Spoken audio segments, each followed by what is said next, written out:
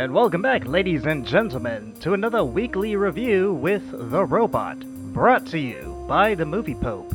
And here he is, bolts and nuts akimbo, The Robot.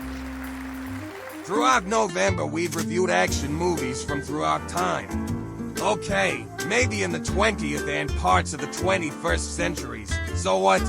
But this time we're going to go way back, like back to ancient times. And what better movie to do that with than with Spartacus from 1960, starring Kirk Douglas in the titular role. This is an epic movie, to say the least, covering a moment in Roman history that has gone down as one of the biggest rebellions known to man and has given us one of cinema's most memorable lines. And when you think about it, most of what we know about Spartacus and his revolt is filtered through this movie, which is nice, but obviously we gotta take what Hollywood does with a grain of salt, since they're not above bending the facts in order to tell a compelling story. Still, it never hurts to watch this movie, if nothing else, than to appreciate character-driven stories and acting chops that are sorely needed in today's cinema. So, let's be thankful that we're free to celebrate with family and friends. Friends, Romans, countrymen, lend me your eyeballs. I come not to criticize Spartacus, but to review it, and reflect on its legacy and meaning so many years now, long after the cast and crew have shuffled their mortal coils and gone to their rest.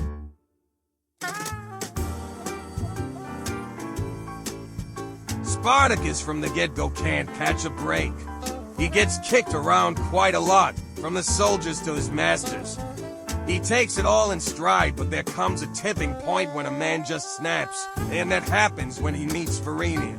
With the prospect of losing her forever, he sets off this rebellion, which culminates in the formation of a liberated slave community and army that goes anywhere and does everything. For a guy who's been dealt a bad hand early on in life, you just want him to get dealt something decent, anything.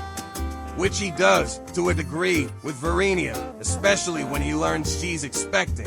And he's a charismatic guy, too, expertly played by Kirk Douglas, who, at the end of the day, just wants to live his life without impediment. But that isn't to be. Just when he thinks he's got the football, it gets snatched away at the last minute, primarily the pirate ships that were supposed to transport him elsewhere. But, to his credit, he does manage to maneuver and alter his strategy to survive, albeit not for long. As much as he is the Romans' whipping boy, he takes it on the chin. And that's why we love him, not because he's a winner, but because he perseveres even when things go south, which is the theme of this film.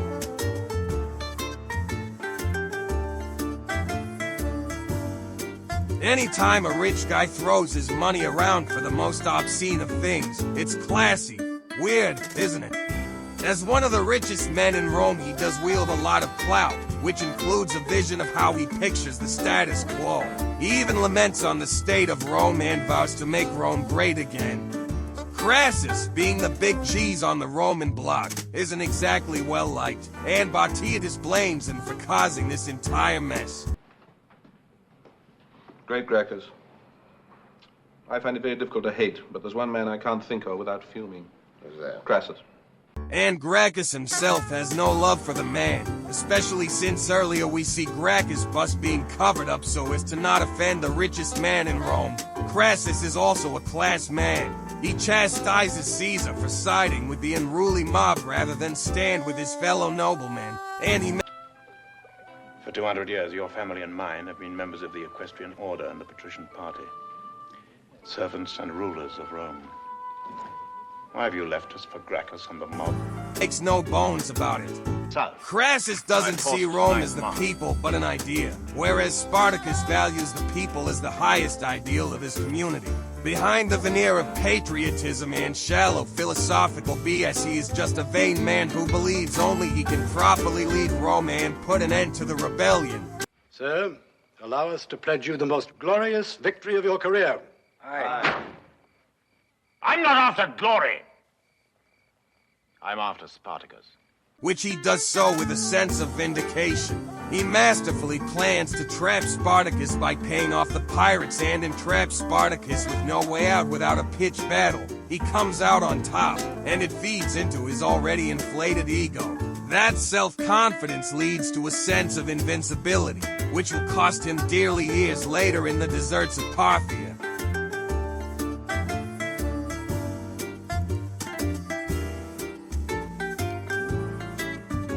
The aim of Spartacus and his comrades is to march to the sea where some ships will take them to freedom, away from Italy, but it isn't quite the cakewalk. For one, it's a pretty big country, and they've got a lot of ground to cover, not to mention the fact that the terrain isn't entirely ideal. There's also the time factor, too, because it takes them months to go from Vesuvius, where they originally congregate, to Brindisium, where the ships are supposedly waiting.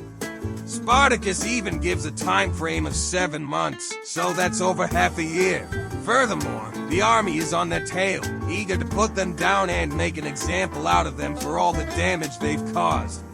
All the while you're rooting for them to get to the sea just so they can go home, but we know deep down that's never going to happen. The ships hightail it and leave them high and dry.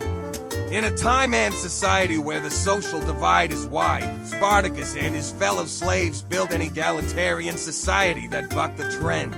Sure, it would take another 1700 years or so for that to come to fruition, but we can thank Spartacus for at least showing such a society was possible.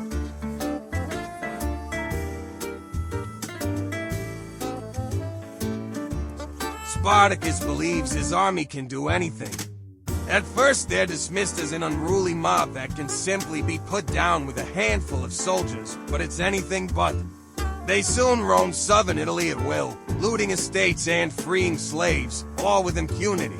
At that point, they've managed to defeat any Roman army that's been sent their way, but it happens off-screen, which was rather irritating. Instead, all we get are reports and the scene where the slaves burn the Roman camp. However, the Senate buckles down and decides to take this rebellion seriously. Crassus gets the job and his mission is twofold: to capture Spartacus and erase his memory and legacy, both parts he does with determination and vindictiveness. I will also point out how it's kinda weird that Crassus doesn't even remember what Spartacus looks like, and Batidius calls him out on it. Give me what up to now I've not been able to obtain.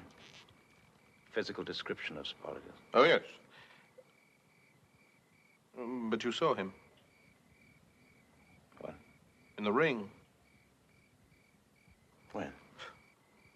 When you visited my school with those two charming ladies.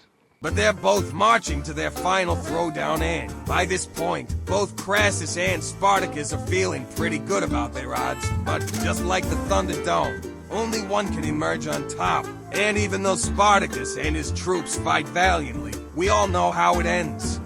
Crassus accomplishes the first part of his mission, yet fails miserably in the second half, as we in 2025 still know the story of Spartacus even after all these years.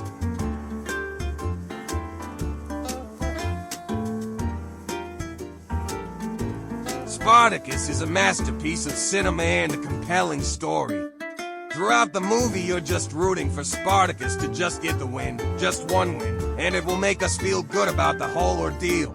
Even though this is a story set thousands of years in the past, we still find a way to connect with these individuals who lived and died with the belief and hope in freedom. Technically, it's masterfully shot and the sets are phenomenal, although there are some instances where you can clearly tell it's a soundstage. One of the downsides of living in an age before the miracles of CGI. But that doesn't detract from the compelling drama, and the actors definitely do their part to elicit strong emotions, which isn't an easy thing to do. Laurence Olivier gives us as a Crassus who is every bit the narcissistic snob who needs the adulation to feel validated. Kirk Douglas is a man of the people whose very actions and sincerity of belief earn him the loyalty of his followers, so much so they're willing to go to their deaths. And let's not forget the famous line that we see play out in modern culture today, from The Simpsons to soda commercials. I'm Spartacus! I'm Spartacus. I'm Spartacus! I'm Spartacus. I'm Spartacus! I'm Spartacus. I'm Spartacus. Yet, behind it all, we feel that connection with the titular hero because we've all felt that way at one point in our life. We've all been dealt something bad and just need to get a win anyway and anywhere. To see it played out on screen lets us know it's not an isolated feeling, but something that's been on repeat since the beginning of time. Thanks for watching, and if you don't mind, please leave us a like. It helps a lot. And while you're at it, subscribe so you never miss an episode drop. This is the Robot signing off.